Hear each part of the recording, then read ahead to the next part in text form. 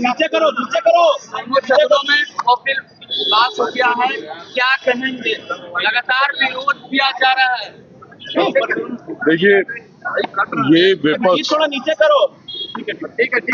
विपक्ष ने हमेशा से जब एनडीए की सरकार कोई भी ऐसे कानून को लेकर आई है या ऐसे बिल लेकर आई है या ऐसे संशोधन लेकर आई है जिसने समाज के गरीब वर्ग को मुख्य धारा के साथ जोड़ने का कार्य किया, विपक्ष ने हमेशा इसको लेकर भ्रम फैलाने का काम किया, फॉल्स नैरेटिव सेट करना। विपक्ष ने हमेशा इस कार्य को करने का काम किया है। जितने भी दल हैं, इन लोगों ने जनता के बीच जाकर भ्रम फैलाना, झूठ बोलना, फॉल्स नैरेटिव सेट करना, निरंतरता में ये काम जितने भी विपक्ष के घटक दल हैं उनके द्वारा किया गया। उदाहरण के तौर पर जब सीएए भी आया था, उस वक्त भी जितने भी विपक्ष के घटक दल हैं उन्होंने सीए को लेकर भ्रम फैलाने का काम किया। जनता के बीच एक आगजनी का माहौल निरंतरता में महीनों तक बना के रखा। उस वक्त भी मैंने सदन के पटल में कहा था कि हाथ कंगन को आरसी किया, आने वाले दिनों में अपने आप पता चल जाएगा कि इससे किसकी नागरिकता गई। सीए एक ऐसा कानून था जहां पे उन देशों में रह रहे अल्पसंख्यक लोगों को नागरिकता देने वाला वो कानून था, और इन्होंने उसको नागरिकता छीनने वाला कानून बताकर अल्पसंख्यक समाज, खास तौर पर मुसलमानों के बीच जाकर ये भ्रम फैलाया कि अगर सीए आ गया तो आप लोगों की नागरिकता छीन ली जाएगी। लंबे समय तक झूठ बोलने का काम किया। परिणाम स्वरूप देश भर में एक डर भय का माहौल बना रहा। आज मुझे बताइए, कौन से मुसलमान भाई की नागरिकता छीन ली गई?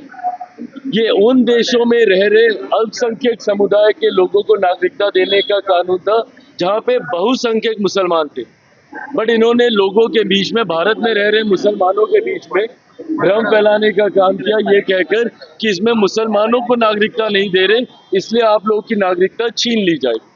ये झूठ बोलने का काम। धारा 370 हटाते वक्त भी यही कहा गया था कि अब धारा 370 अगर हट गई तो देश भर के मुसलमानों को बर्बाद कर दिया जाएगा, निकाल दिया जाएगा। जब राम मंदिर बनने की बात आ रही थी, उस वक्त भी कहा गया था कि अगर राम मंदिर बनेगा तो देश भर के मुसलमानों को निकाल दिया जाएगा। सिर्फ झूठ बोलना, फॉल्स नैरेटिव सेट करना। इस लोकसभा के चुनाव में इन्होंने क्या किया? बार बार ये कह रहे थे कि अगर मोदी सरकार तीसरी बार आ गई तो आरक्षण समाप्त हो जाएगा, लोकतंत्र की हत्या कर दी जाएगी, संविधान समाप्त कर दिया जाएगा। जवाब देना विपक्ष के तमाम घटक दल, किसका आरक्षण छीन लिया गया? कहाँ का संविधान खत्म कर दिया गया? या फिर किस मुसलमान की नागरिकता छीन ली गई? सिर्फ झूठ बोलकर, डर का माहौल बनाकर आप अपने वोट बैंक को संभाल के रखते हैं। ये सोच गलत है। आज पुनः ये जो संशोधन विधेयक आया है वक्फ को लेकर, पुनः इसमें झूठ बोला जा रहा है। ये मुसलमानों के हित में नहीं है, मुसलमानों की जमीन को छीनने का ये काम करेगा। जबकि स्पष्ट तौर से कहा गया है कि रेट्रोस्पेक्टिव है, इसमें किसी का भी अभी तक जिस भी मुसलमान की जमीन है या उसमें मस्जिद बनी हुई है उसको नहीं लिया जाएगा, उसको नहीं तोड़ा जाएगा। फिर भी उनके बीच जाकर ये भ्रम फैलाया जाए। और इसमें ये तक कहा गया है कि अगर कहीं पे विवाद चल रहा है किसी विषय जमीन को लेकर, तो उसमें जो न्यायालय का फैसला आएगा वो सबको मान्य होगा। तो इसमें गलत कहाँ पे कोई कह रहे? अगर किसी सिस्टम में कोई पारदर्शिता लेकर आ रहा है, अगर ट्रांसपेरेंसी अगर एक सिस्टम में लाई जा रही है, तो इसमें गलत क्या है?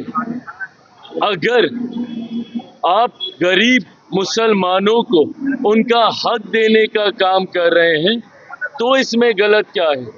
आज की तारीख में कई ऐसे मसले हैं जहां पे मुसलमानों की जमीन का विवाद ही वक्फ बोर्ड के साथ चल रहा है। पर अफसोस की बात यह है कि उनको न्यायालय तक जाने का मौका नहीं दिया जाता था। इसके बाद कम से कम वो न्यायालय जा पाएंगे, अपने हक के लिए न्याय की मांग कर सकेंगे। तो इसमें गलत क्या है?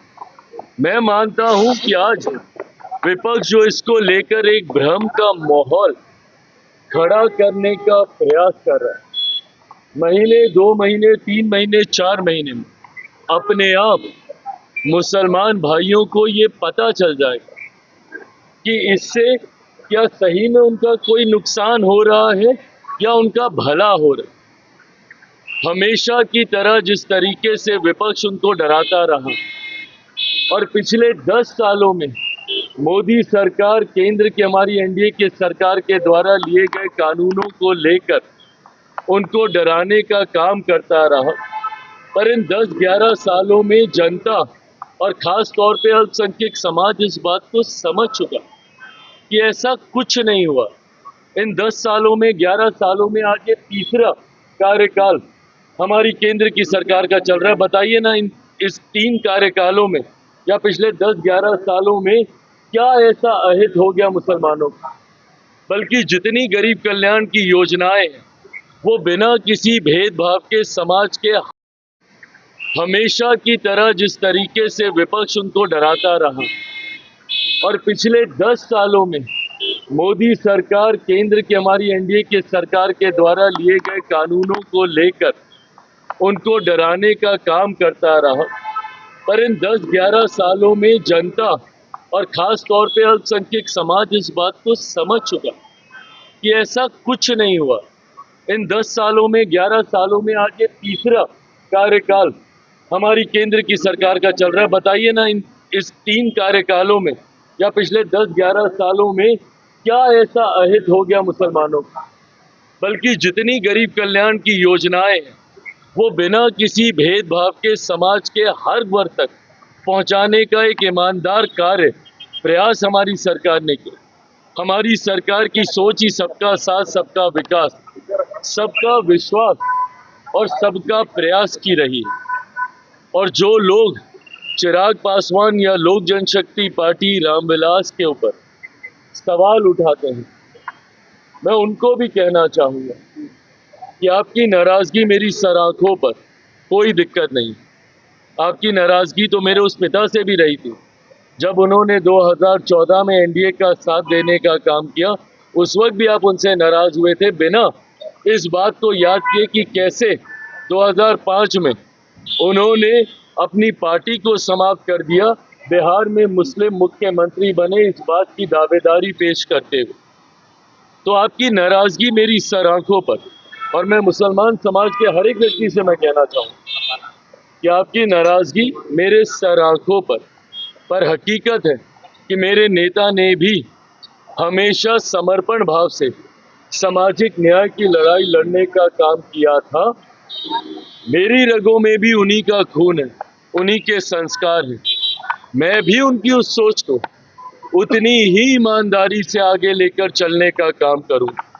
वक्त बताएगा कि चिराग पासवान के द्वारा लिए गए फैसले आपके हक में थे या नहीं थे, पर तब तक अगर आप मुझसे अपनी नाराज़गी भी अगर आप रखेंगे तो बस इतना याद ज़रूर रखिएगा कि चिराग पासवान का समर्पण न सिर्फ उस समाज के प्रति है, अल्पसंख्यक वर्ग के प्रति है, मुसलमानों के प्रति है, बल्कि उससे बड़ा समर्पण मेरे नेता, मेरे पिता आदरणीय रामविलास पासवान जी के विचारों के प्रति। मेरा कमिटमेंट उनकी आइडियोलॉजी के साथ है और उनकी आइडियोलॉजी सामाजिक न्याय की रही है, और इसके साथ चिराग पासवान ने ना कभी समझौता किया था, ना कभी भविष्य में समझौता करेगा। चिराग पासवान के द्वारा लिया गया हर फैसला, मेरी पार्टी के द्वारा लिया गया हर फैसला मेरे पिता के विचारों को मजबूत करने की सोच को प्राथमिकता देने की दिशा में लिया जाएगा। समाज में सामाजिक न्याय को बढ़ाने की दृष्टि के साथ लिया जाएगा, समाज में सद्भावना को बढ़ाने की सोच के साथ लिया जाएगा और सबको, समाज के हर वर्ग को बराबरी का मौका मिले, अवसर मिले, इस सोच के साथ लिया जाएगा। हो सकता है जैसे इसके पूर्व में भी हुआ, आज शायद लोगों को इस पर यकीन ना हो, पर आने वाला समय बताएगा कि इस फैसले को लेने से पहले हर बिंदु पर विचार किया गया। हम लोगों की भी चिंता थी जब ये विधेयक सामने आया, जेपीसी की मांग हम लोग के द्वारा की गई थी। हम लोग चाहते थे कि इस पर एक विस्तृत चर्चा हो। पार्टी की तरफ से हमारे सांसद अरुण भारती जी ने जेपीसी में अपने पक्ष को रखने का काम किया। हर बिंदु पर हम लोगों ने विस्तार से चर्चा की। जहाँ पे हम लोग की शंकाएं थी, जहाँ पे हम लोग को इसको लेकर चिंताएं थी, शंकाएं थी, उसको भी हम लोगों ने वहाँ पे रखने का काम किया।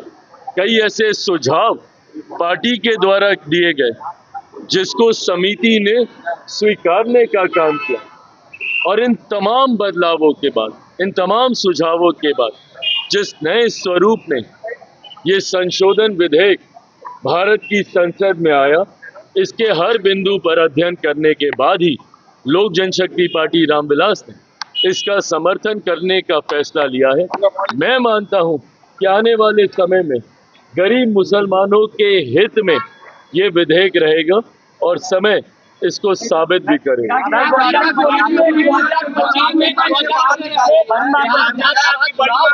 और जो 2025 में बिहार विधानसभा चुनाव है, विपक्ष साफ कह रहा है कि जो 17% वोट बैंक है उसका सीधा सीधा नुकसान होगा सत्ता पक्ष। क्यों कोई ये नुकसान करना चाहेगा, बताइए ना मुझे। अगर इतना ही स्पष्ट है, अगर विपक्ष इतना ही स्पष्ट है कि भैया 17% का हम लोग को नुकसान होगा, हम लोग क्यों करना चाहेंगे? हम लोग चाहते हैं कि समाज में बराबरी का एक माहौल बने, अमीर और गरीब के बीच की लड़ाई को कम करने की सोच के साथ मेरी सरकार कार्य कर रही है। ऐसे में कुछ मुट्ठी भर लोग जो यहाँ पे बैठकर निर्णय लेते थे, तकलीफ सिर्फ उन लोगों को होगी। इससे मुसलमान समाज में एक बड़ा वर्ग ऐसा है, गरीब मुसलमानों, जिनको मौजूदा संशोधन जो हुए हैं उसका लाभ उनको मिलेगा। ऐसे में अगर विपक्ष ये कहता है, ये वही विपक्ष है जिन्होंने मुसलमानों को सिर्फ वोट बैंक बनाने का काम किया। 2006 में आई सच्चर कमेटी की रिपोर्ट ने स्पष्ट तौर पे मुसलमानों के हालातों का जिक्र किया। 2006 से पहले किसकी सरकारें थी? केंद्र में लंबे समय तक कांग्रेस समर्थक सरकारें रही। बिहार का अगर जिक्र करें तो पूरा 90 का दशक और 2005 तक लालू जी की सरकार थी।